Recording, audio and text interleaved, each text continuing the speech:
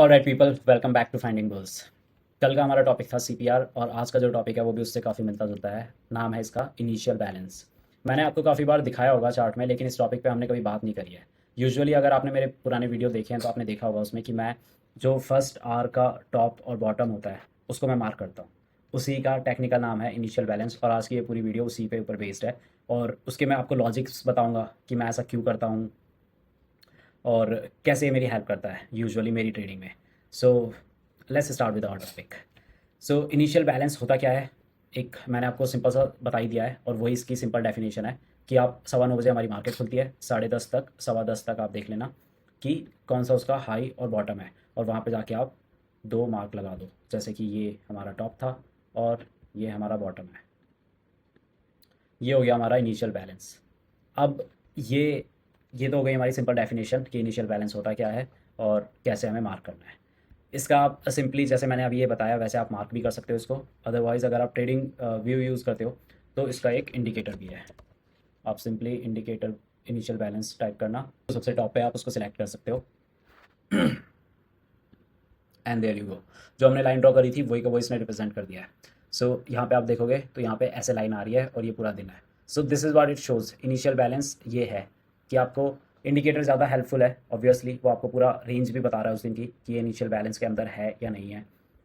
And this is how it shows on your chart. So ये है initial balance. So I hope आपको definition clear हो गई है कि इनिशियल बैलेंस क्या चीज़ है और मैं इसको कैसे मार्क करता हूँ। अगर आपको डेफिनेशन क्लियर हो गई है तो अब देखते हैं इसका सेकेंड टॉपिक कि टाइप ऑफ इनिशियल बैलेंस, कितने टाइप के इनिशियल बैलेंस है। जैसे सीपीआर था तो सीपीआर में भी आपने देखा था तीन टाइप के थे, नैरो, वाइड एंड मीडियम।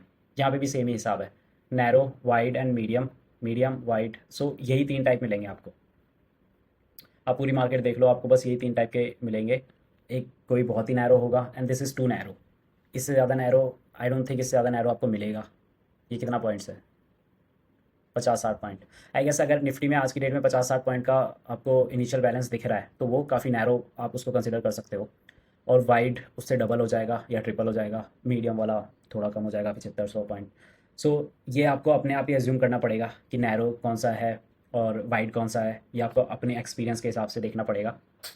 मैंने एक छोटा सा आपको हिंट दे दिया है कि आप किसको क्या कंसिडर कर सकते हो। एनीवेज, सो ये टाइप हो गए, तीन टाइप होते हैं। जैसे सीपीआर था वैसे ये है, तीन टाइप होते हैं। अब इनका यूज़ कैसे करना है ये मैं आपको बताता हूँ कि आपकी स्ट्रैटेजी में कैसे अप्लाई कर सकते हो आप इनको, और मैं इसको कैसे यूज़ करता हूँ मैं वो बता देता हूँ। सो ये है हमारा निफ्टी फ्यूचर का चार्ट। अब ये मैं सिर्फ आपको एक चीज़ दिखाने के लिए दिखा रहा हूँ कि इसकी वॉल्यूम और इनिशियल बैलेंस का लॉजिक क्या है, ये आप भी समझो। कंसेप्ट समझना ज़्यादा ज़रूरी होता है, आप फिर साइकोलॉजी समझ जाते हो मार्केट की। सो मार्केट को स्टार्टिंग में देखना, आप आधे एक घंटे देखना और उसकी वॉल्यूम देखना। हमेशा आपको पीक पे मिलेगी। उतनी वॉल्यूम रेयरली कभी दिन में वापस टच होती है, दिन के स्टार्टिंग में और एंड में। स्टार्टिंग में देखो, वॉल्यूम देखो आप, ठीक है। ये देखो वॉल्यूम स्टार्टिंग में। अब ये तो ट्रेंडिंग डे था इसलिए इसके बीच में भी मिल गई आपको, नहीं तो ये देखो वॉल्यूम। पहले पहले 5 मिनट की वॉल्यूम बहुत ही ज़्यादा हाई होती है, बहुत ज़्यादा हाई। तो ऐसे ही ये धीरे धीरे कम होती जाती है। तो वॉल्यूम जहाँ पे होगी वहाँ पे क्या होगा, वहाँ पे ज़्यादा एक्टिविटी हो रही है मार्केट में, ज़्यादा लोग पार्टिसिपेट कर रहे हैं, राइट। एंड ऐसे ही आपका दिन का ट्रेंड बन जाता है कि वॉल्यूम अगर ज़्यादा हाई है, मार्केट ऊपर नीचे जा रही है, ज़्यादा पार्टिसिपेट हो रहे हैं लोग, तो वो स्टार्टिंग के आधे एक घंटे में होके बंद हो जाता है एंड देन मार्केट फिर नॉर्मल हो जाती है।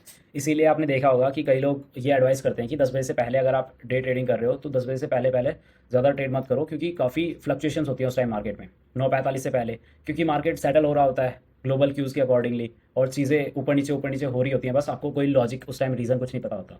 सो इनिशियल बैलेंस आपको वो सारा एक तो फिल्टर आउट कर दिया उसने, ठीक है। आपको बता दिया कि पहले एक घंटे में हुआ क्या है, बहुत ज़्यादा ऊपर नीचे मार्केट हुई है या नॉर्मल सी मार्केट हुई है, ये उसने आपको बता दिया। अब आपको उसको यूज़ करना है। सो आई गेस आपको समझ में आया होगा कि स्टार्टिंग में वॉल्यूम बहुत ज़्यादा होती है, वैसे ही स्टार्टिंग का इनिशियल बैलेंस इसलिए हमारे लिए ज़्यादा ज़रूरी है कि पहले एक घंटे में मार्केट ने मूवमेंट क्या दिया है, ऊपर नीचे कितनी बार हुआ है, ये इसलिए जानना ज़रूरी है क्योंकि स्टार्टिंग में बहुत ज़्यादा पार्टिसिपेशन होती है लोगों की, और वो पार्टिसिपेशन के साथ साथ टेंडेंसी पता चल गई कि कितना ज़्यादा मूवमेंट हुई है। अब उसके हिसाब से आप फिगर आउट कर सकते हो कि दिन भर में कितना ज़्यादा और मूवमेंट हो सकती है या कैसे आपको क्या दिखेगा मार्केट में। सो पहली चीज़ जैसे सीपीआर में हमने देखा था मोस्टली ये कंसेप्ट ना काफ़ी मिलते जुलते हैं, CPR, इनिशियल बैलेंस, क्योंकि सेम सा ही कंसेप्ट है, क्योंकि अंडरलाइंग जो हमारी मेंटालिटी है ना, यहाँ पे अंडरलाइंग मेंटालिटी हर जगह सेम ही है।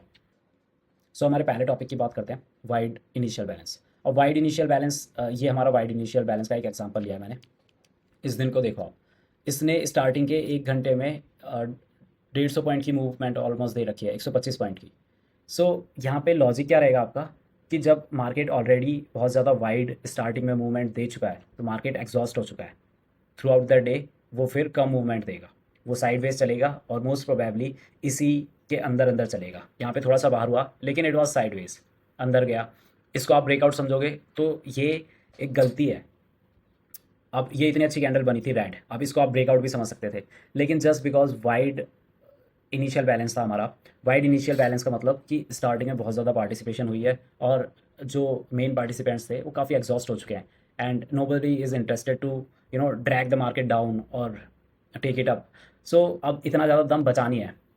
सो इनिशियल बैलेंस ना आपको तैयार कर देता है कि आपको पता है कि यार स्टार्टिंग में अगर इतना वाइड मूव आया है, तो शायद मैं दिन भर में मार्केट से और ज़्यादा वाइड मूव एक्सपेक्ट ना करूँ, until unless it's a trending day, कि अगर वो एक ही रोटेशन में चलता जा रहा है, तो वो ट्रेंडिंग डे हो गया। अब उसमें तो स्टार्टिंग का IB भी आपका इनिशियल बैलेंस भी बड़ा होगा, और इवेंचुअली वो और ऊपर जाता जाएगा। सो अगर वो वहाँ पे आपको ऐसा है, तो उसमें फिर आप CPR के साथ इसको देखो, कि अगर CPR उस दिन का क्या है, अगर आपका CPR उस दिन का नैरो है बहुत ज़्यादा, then you are already expecting कि आज का दिन ट्रेंडिंग हो सकता है, एंड देन आपको वाइड CPR भी मिल गया, और वो भी वैसे ही साइड मूव कर रहा है जैसे आप एक्सपेक्ट कर रहे हो, और जो इंडिकेशन आपको नैरो CPR भी दे रहा है। दैन आपको ये सारी चीज़ें कंसोलिडेट करके जब आप देखते हो, तो आपको एक पिक्चर मिल जाती है कि हाँ यार, आज का दिन तो ट्रेंडिंग हो सकता है। लेकिन अनटिल अनलेस मान लो यहाँ पे ट्रेंडिंग डे के स्कोप ज़्यादा नहीं दिख रहे, क्यों? क्योंकि वाइड इनिशियल बैलेंस है, ऊपर से अगर आपका जो CPR है वो भी वाइड है इस दिन, तो फिर यू वुड बी लाइक कि नहीं यार, आज तो कोई स्कोप ही नहीं है, आज साइडवेज डे होगा। Then you will plan accordingly, तो फिर आप अपने साइडवेज वाले दिन के हिसाब से ट्रेड लोगे। सो ये भी आपको CPR की तरह वैसे ही हेल्प कर रहा है, कि पहले प्लान हो जाओ, आप आराम से, आपको प्लानिंग करने का मौका दे रहा है।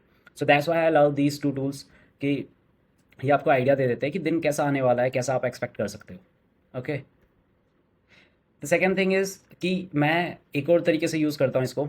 इनिशियल बैलेंस तो मुझे पता चल गया कि ये ऊपर का पॉइंट है, ये नीचे का पॉइंट है।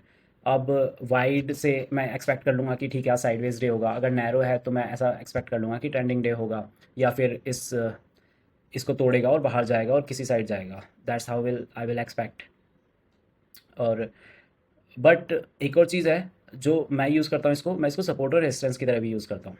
फॉर एग्जांपल, ये ऊपर वाला पॉइंट था, तो ये मेरे लिए रेजिस्टेंस हो गया, राइट। अब इसको ये अच्छा खासा ब्रेकआउट मिला, लेकिन फिर से नीचे आ गया, क्योंकि यहाँ पे कल का कोई सा पॉइंट था। Anyways, that is not the topic here. तो ये मैं इसको रेजिस्टेंस की तरह ट्रीट करूँगा कि हाँ, यहाँ पे रेजिस्टेंस फेज हो सकता है मार्केट को, और जो नीचे वाला पॉइंट है उसको मैं सपोर्ट की तरह ट्रीट करता हूँ। तो ये इनिशियल बैलेंस मेरे को इस वे में एक और चीज़ हेल्प करता है, कि मैं इसको as a support and resistance भी यूज़ करता हूँ, और मैं ऐसे ज़्यादा यूज़ करता हूँ।